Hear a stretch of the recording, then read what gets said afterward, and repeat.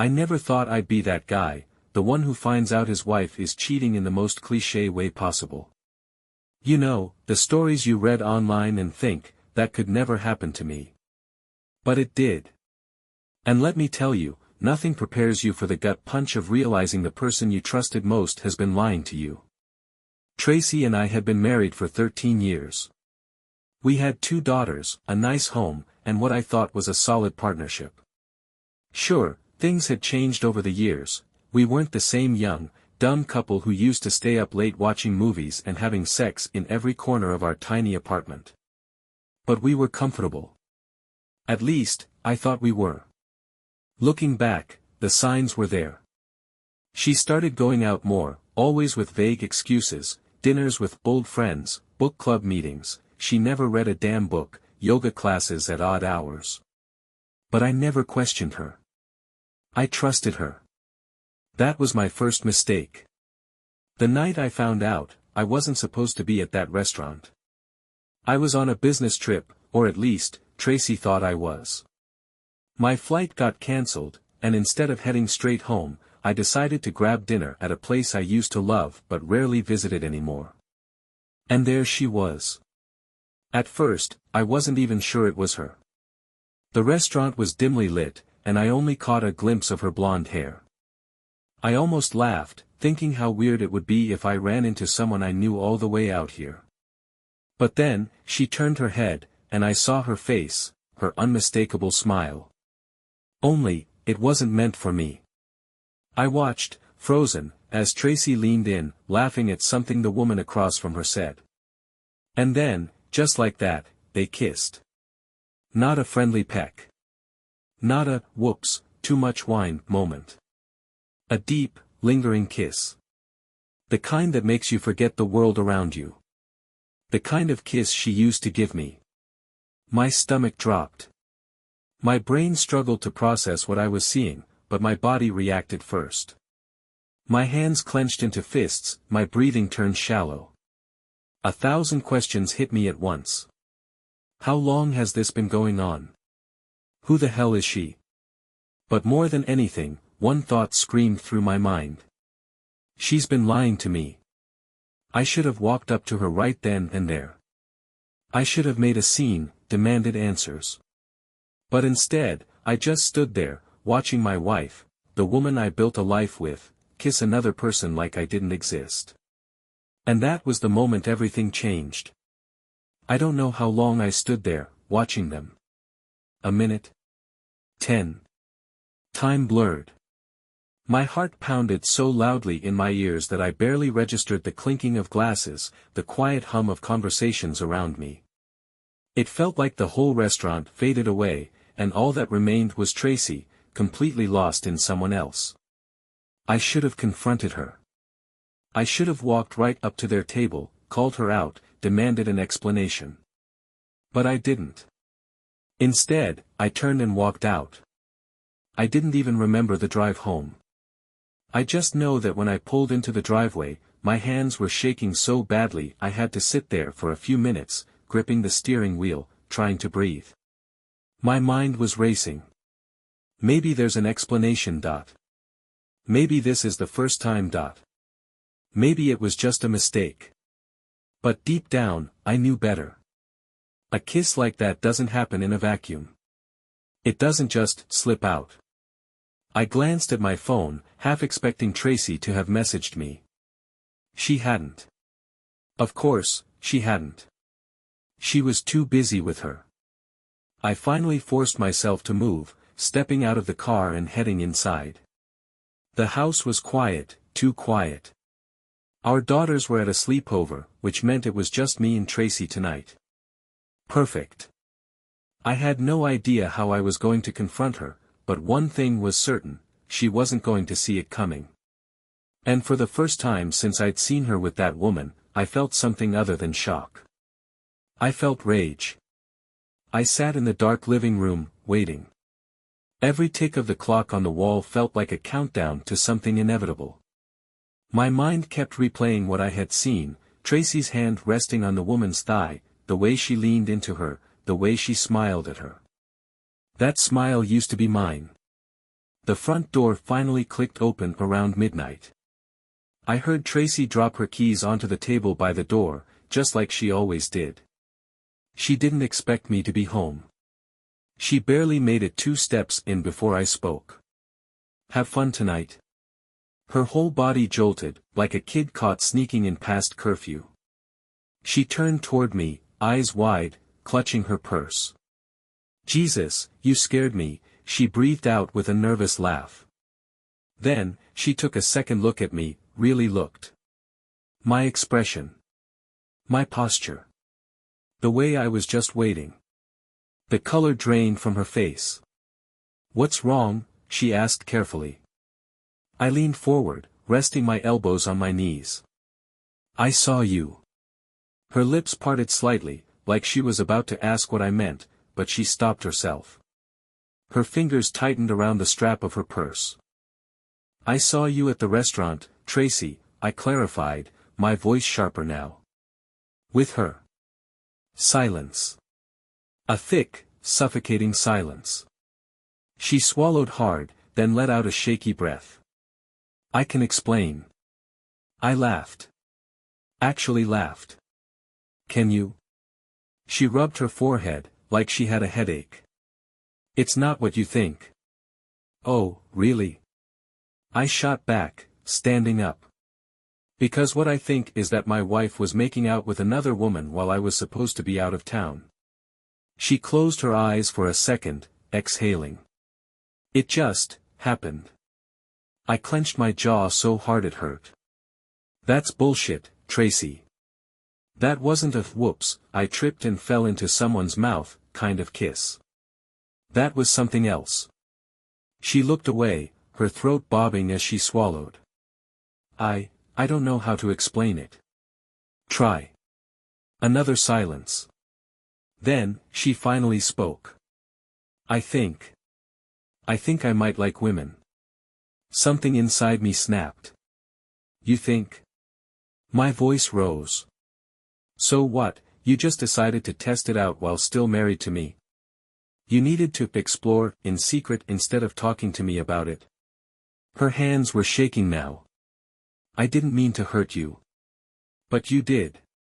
My voice was quieter now, but somehow, it hit harder. "You did hurt me." She didn't respond. She just stood there, biting her lip, guilt all over her face. And in that moment, I realized something. She wasn't sorry for what she did. She was just sorry I caught her. The silence between us was suffocating. Tracy wouldn't look at me, her arms wrapped around herself like she was trying to hold something together, maybe her excuse, maybe the last shred of the life she was about to destroy. I was done waiting for answers. "How long?" My voice was eerily calm. She hesitated. That was all the answer I needed. "How long?"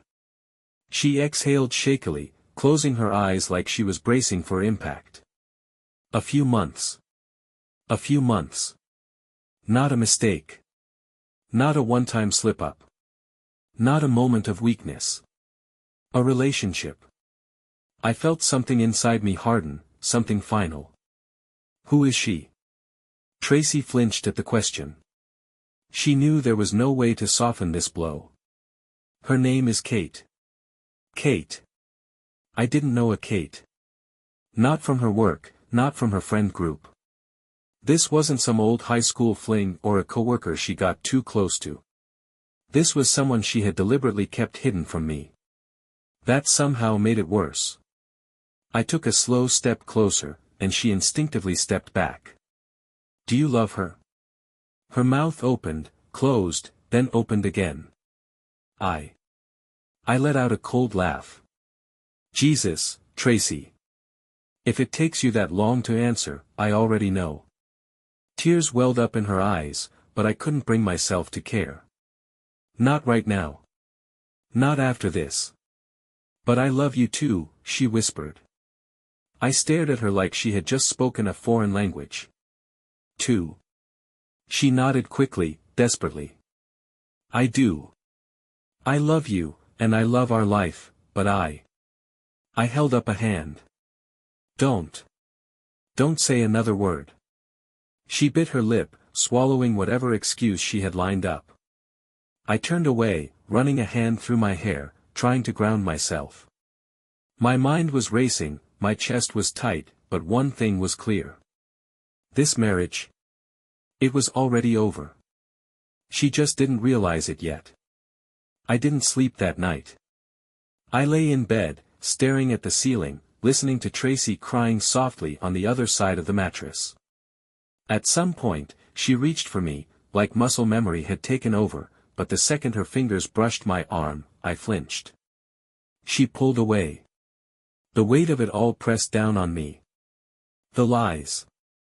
The betrayal. The fact that she had been living a double life while I played the role of the oblivious husband. A few months. How many times had she kissed me after kissing her?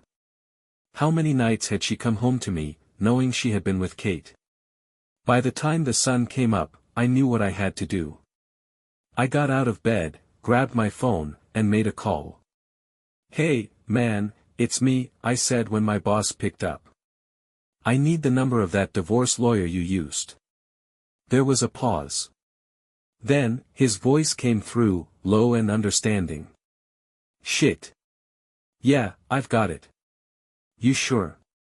I glanced at Tracy, who was curled up on her side, her back to me. Even now, after everything, she still wasn't willing to face me. I tightened my grip on the phone. "Yeah. I'm sure." It was over. And this time, I was the one walking away. I didn't tell Tracy about the call right away. I needed time. Time to process. Time to make sure I wasn't making some impulsive, rage-fueled decision. So, for the next few days, I watched her. I watched the way she tiptoed around me, careful, guilty. The way she hesitated before speaking, like she was afraid of setting me off. The way she tried, really tried, to act like things were still fixable. She cooked my favorite meals. She sent me texts during the day, little "thinking about you" messages that felt more like damage control than affection. She even suggested we talk one night, sitting on the couch with her hands folded neatly in her lap, like we were negotiating a business deal. "I know I messed up," she started, her voice small. I said nothing. "I should have told you how I was feeling. I should have been honest instead of," she trailed off, biting her lip. "But I do love you. And I don't want to lose what we have." I stared at her, exhausted. "Tracy, you already did." She flinched like I had slapped her. I stood up. "I spoke to a lawyer." Her breath caught in her throat. "I'm filing for divorce." She shook her head quickly, like she could erase the words. "No. No, we can work through this. People get through things like this all the time. People who are honest with each other, yeah." I let out a bitter laugh. "That's not us, Tracy. Not anymore." Tears welled up in her eyes. "Please. Please don't do this." I was confused. I didn't mean for it to go this far. I just needed to figure things out. "And you couldn't do that without cheating?" I shot back. She opened her mouth, then closed it. She had no answer for that. I sighed, suddenly too drained to keep fighting. "I'll have the papers drawn up. We can make this easy, or we can make it messy. That part's up to you." She sat there, silent, her whole body shaking. I walked away. A week later, she was served at work. I knew it was a harsh move, but I didn't care. I wanted it to be real, official, undeniable. I wanted her to feel the weight of what she had done. And she did. She came home that night furious. The guilt had evaporated, replaced by indignation. At work, she seethed, slamming the door shut. "You had me served at work?" I barely looked up from my drink. "Yeah."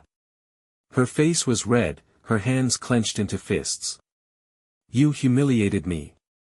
I arched an eyebrow. Oh, sorry, is that what betrayal feels like?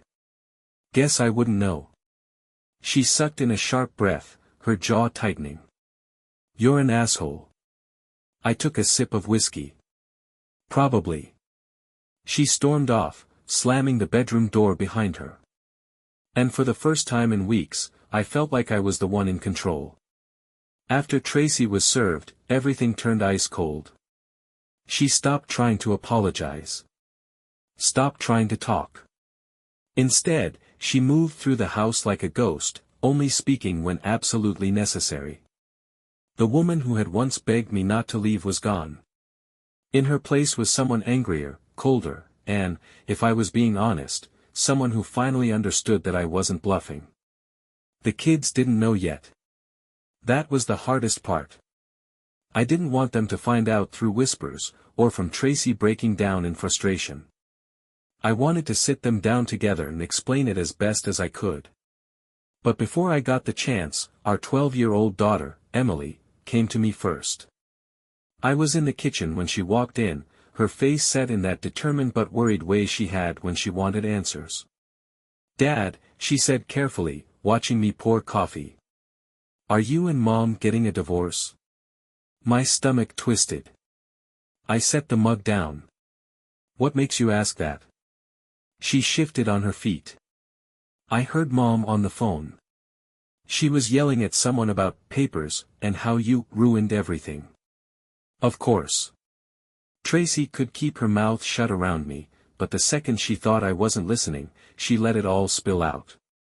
I sighed, pulling out a chair. Come sit. Emily hesitated, but she did. I ran a hand through my hair, trying to figure out how to word this. Listen, things between your mom and me aren't working anymore.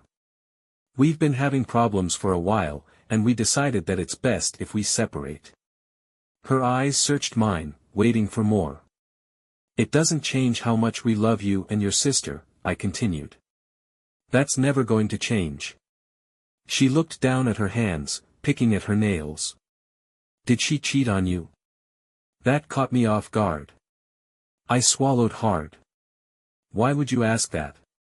She gave me a sad, knowing look.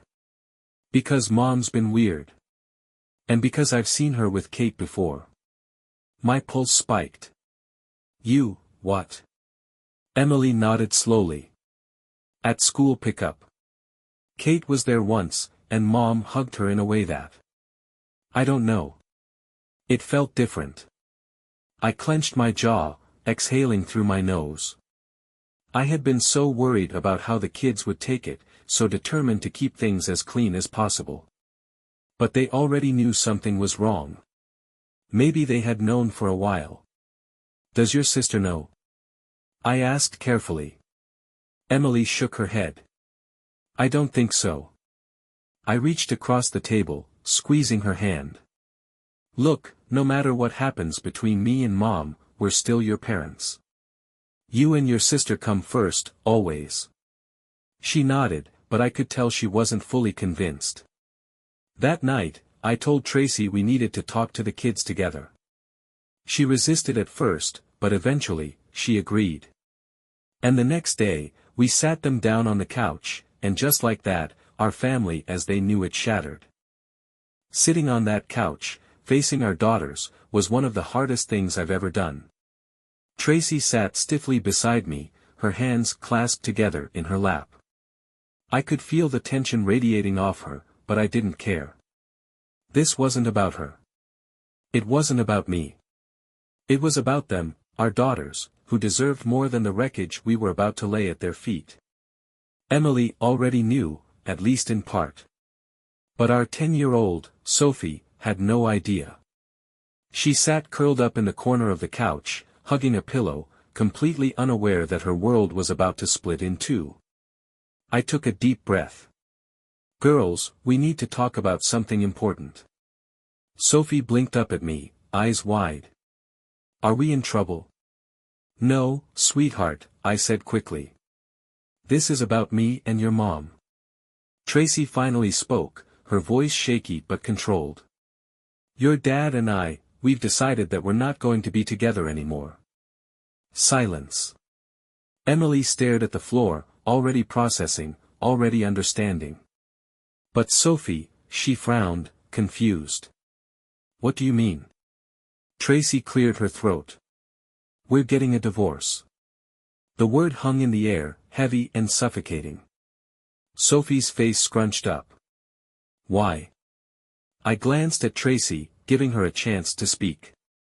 But she didn't. Of course, she didn't. I sighed. Sometimes, people change. Sometimes, even when they love each other, they realize that being together isn't what's best anymore. It was a bullshit answer, and I knew it.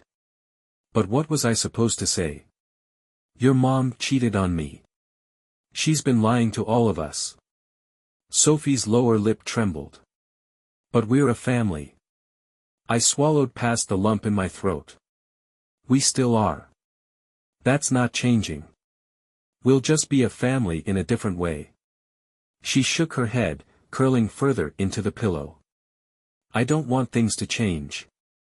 I reached for her hand, but she pulled away. It felt like a punch to the gut. Emily finally spoke. Where are we gonna live? We haven't figured everything out yet, I admitted. But no matter what, you'll still see both of us. We're not going anywhere. Sophie wiped at her eyes, sniffling. I don't want two houses. I had no words for that. Because I knew exactly how she felt. After a few minutes of silence, Emily stood up. I need to go to my room. I nodded. Okay. She left without another word. Sophie sat there, hugging her pillow like it was the only thing keeping her together. My heart broke for her. After a while, Tracy finally spoke again, her voice barely above a whisper. I'm so sorry. I looked at her, really looked at her.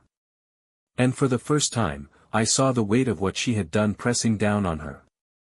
But it was too late for apologies. I stood up. I'll sleep on the couch. And just like that, the conversation was over. If I thought things were bad before, they got worse once the reality of divorce started sinking in. At first, Tracy played nice. She tiptoed around me, still trying to control the damage, still hoping I'd change my mind. But when she realized that wasn't happening, that I was serious, that I wasn't going to work through the fact that she had a whole other relationship on the side, her attitude flipped. Suddenly, I was the bad guy.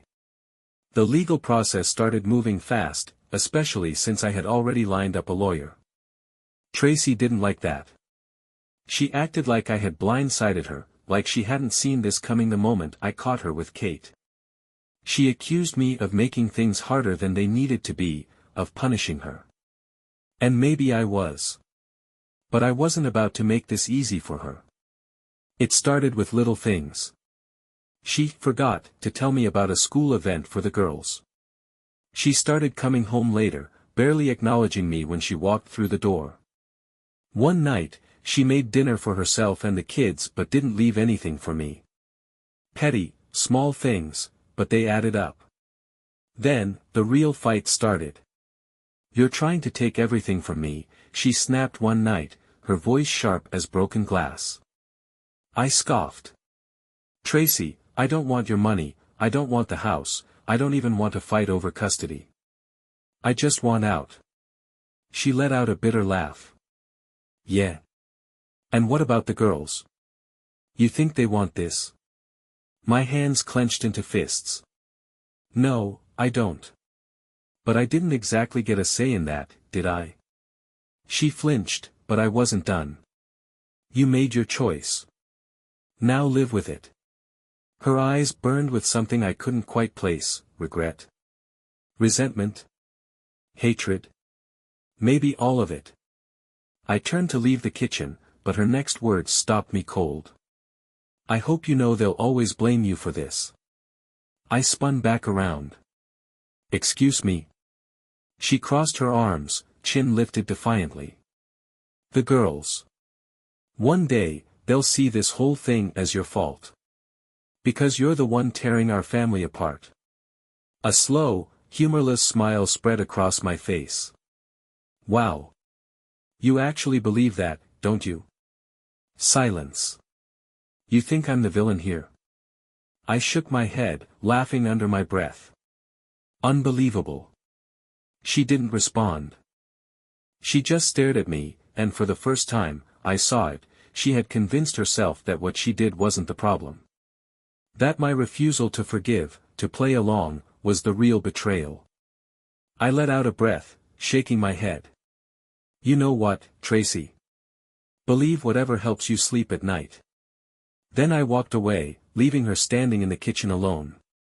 If there was one thing I never wanted, it was to drag our daughters through a nasty custody fight. But Tracy had other plans. I had been willing, more than willing, to agree to joint custody. A clean split, equal time with both parents. That's what was best for the kids, and despite everything, I still believed that they needed their mother as much as they needed me. Tracy, however, saw things differently. I should have primary custody, she said one night, sitting across from me at the dining table, arms folded. I stared at her, waiting for the punchline. You're joking. She wasn't. They're used to being with me more, she argued. And with my schedule, it just makes more sense. I clenched my jaw. Your schedule? You mean the one where you sneak off to see Kate? Her face twisted. That's not fair. I let out a humorless laugh. You know what's really not fair? You blowing up our marriage and then trying to take my daughters away from me. She rolled her eyes. No one is taking them away from you.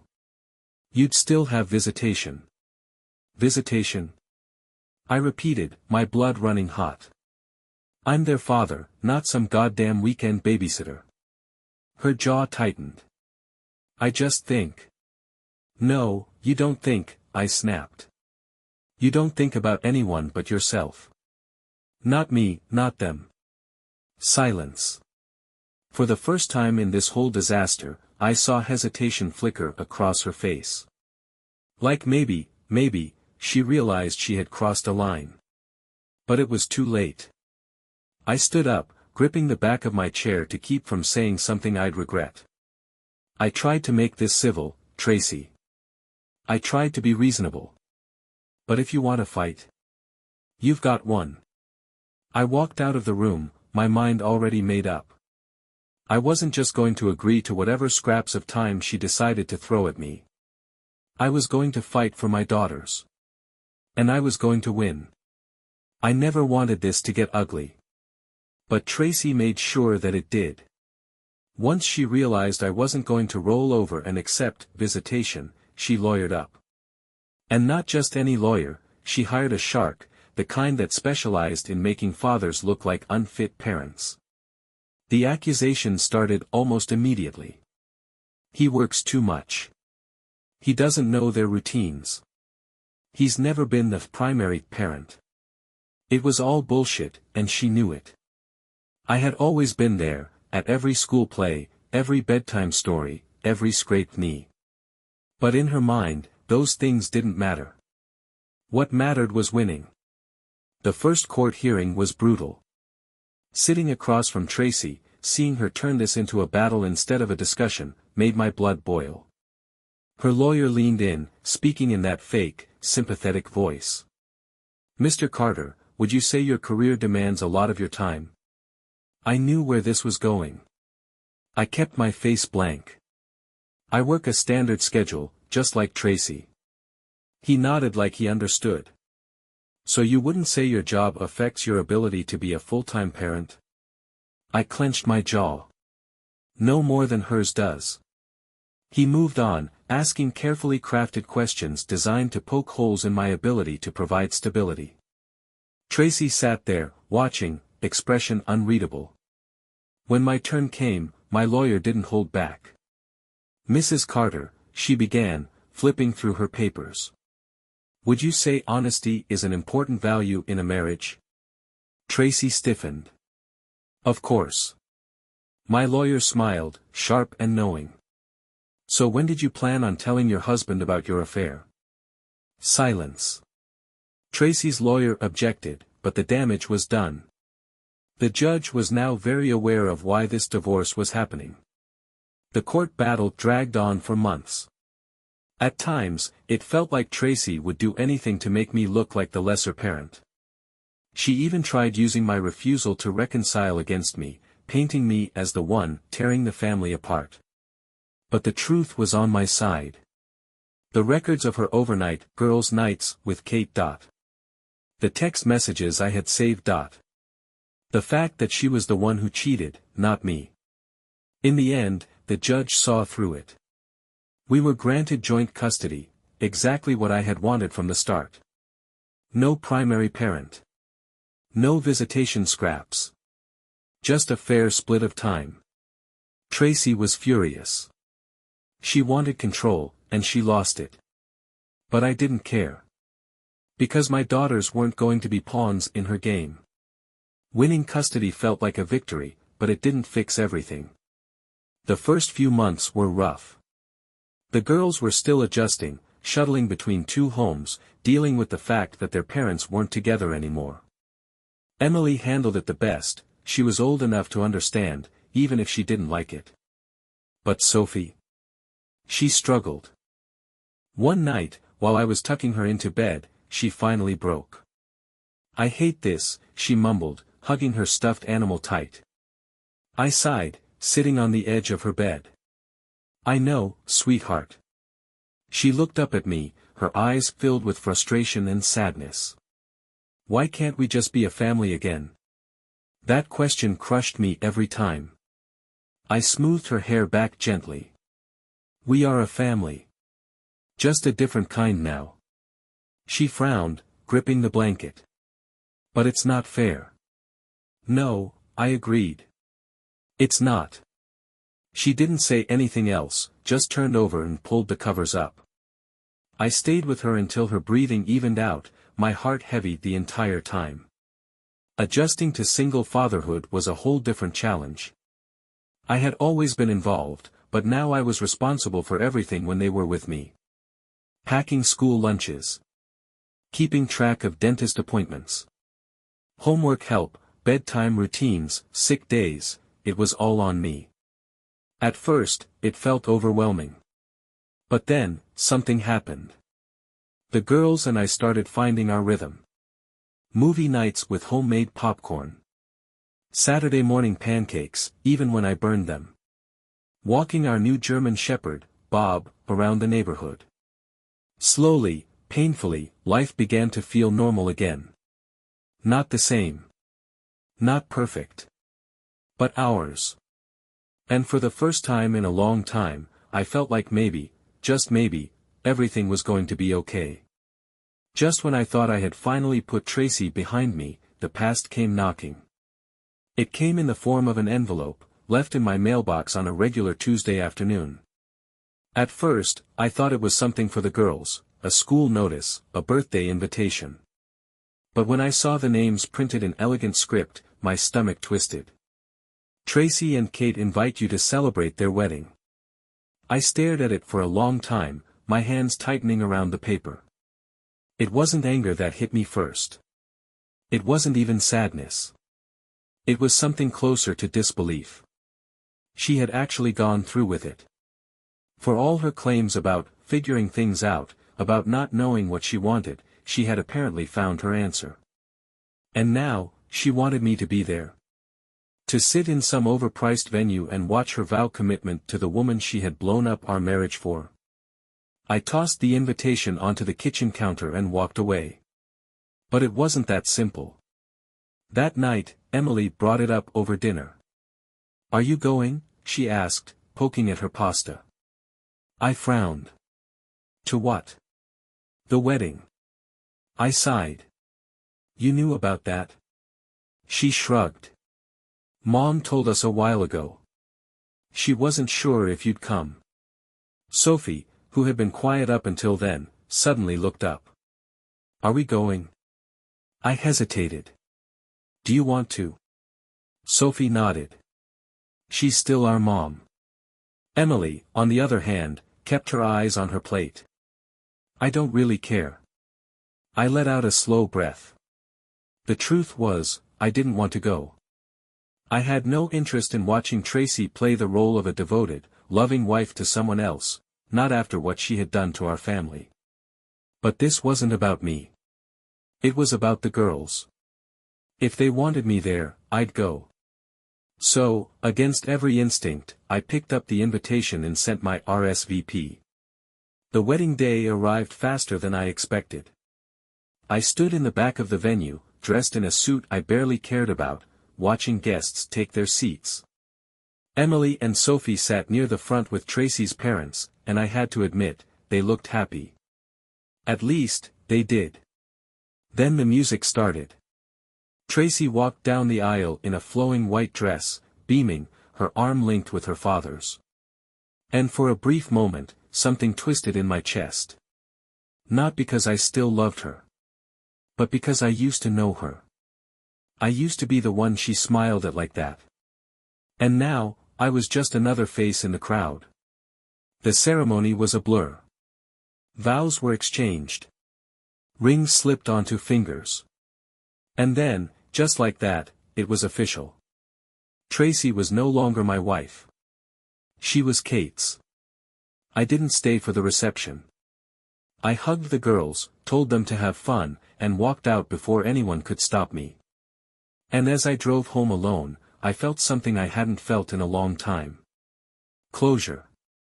Life had finally settled into something resembling normalcy. The wedding had come and gone, and for the first time in years, Tracy was just a part of my past. Then the phone call came. I was at work when my phone buzzed with an unknown number. I almost ignored it, but something told me to answer. Hello. Mr. Carter, a woman's voice asked. This is Dr. Reynolds from the Regional Donor Registry. I frowned. Okay. What's this about? There was a pause, and then she spoke carefully, like she was choosing her words with precision. You recently signed up for bone marrow donation a few years back, correct? I vaguely remember doing it during a charity event at my old office. I had never been contacted before, so I hadn't thought much of it. Yeah, I confirmed. Why? She exhaled. You've been identified as a match for a patient in need of a transplant. That got my attention. A match? Who? Another pause. We can't disclose names unless you agree to proceed, but I will say this, the recipient's family specifically reached out, hoping you would consider donating. Something in her tone set off alarm bells. My grip on the phone tightened. Who reached out? Silence. Then, finally, Kate's family. My blood ran cold. That night, I sat at the kitchen table, staring at nothing, the weight of the decision pressing down on me. Kate was sick. Sick enough to need a bone marrow transplant. And apparently, I was the best match. I should have felt something. Pity, concern, some instinct to help another human being. But all I felt was anger. After everything, after the lies, the betrayal, the custody fight, now they wanted something from me. The next day, Allison, my girlfriend, brought it up. Are you going to do it? She asked gently. I didn't answer right away. She sighed. I get why you're hesitant, but this isn't about Tracy. Or even Kate. It's about saving a life. I exhaled, running a hand through my hair. You think I don't know that? She leaned against the counter, watching me. Then why does it feel like you already made up your mind? I looked at her, something bitter twisting in my chest. Because actions have consequences. The next morning, I called the donor registry and declined. I didn't owe them anything. And I sure as hell wasn't going to be their savior. The news came a few months later, tucked away in the obituary section of the local paper. Kate Morgan, 39, passed away peacefully after a long battle with illness. I stared at the words, rereading them over and over. I thought I would feel something. Relief? Guilt? Satisfaction? But all I felt was emptiness. The girls took it hard. Sophie cried the entire night, curled up on the couch with a blanket, sniffling into her sleeves. Emily, always the quieter one, locked herself in her room. When I finally coaxed her out, she just sat at the dinner table, pushing food around on her plate, her expression unreadable. She didn't ask me about the donation. Neither of them did. But I knew they were thinking about it. A few days later, we went to the funeral. I didn't want to go, but I wasn't going to let my daughters navigate this alone. So I stood at the back of the church, watching as people spoke about what a wonderful person Kate had been. Tracy sat in the front row, her black dress hanging loose on her frame, her face pale and hollow. For the first time since all of this started, she actually looked broken. At the gravesite, as they lowered the casket into the ground, Emily finally spoke. "You could have saved her." Her voice was quiet, but it cut through the noise like a blade. I didn't answer. She turned to me then, her eyes sharp, searching for something, remorse, regret, anything. "Why didn't you?" I met her gaze, steady. "Because I didn't want to." Her jaw tightened. She looked away. Sophie sniffled. "I just wish she didn't die." I sighed, running a hand over my face. "Me too, kiddo." But deep down, I wasn't sure if that was entirely true. Tracy didn't say a word to me that day. Not during the service. Not at the burial. Not when we crossed paths by the car. But just before I drove off, I caught her looking at me. For the first time in years, there was no anger, no resentment. Just sorrow. Maybe she finally understood. Maybe she finally realized that not everything in life gets a second chance. And neither did she.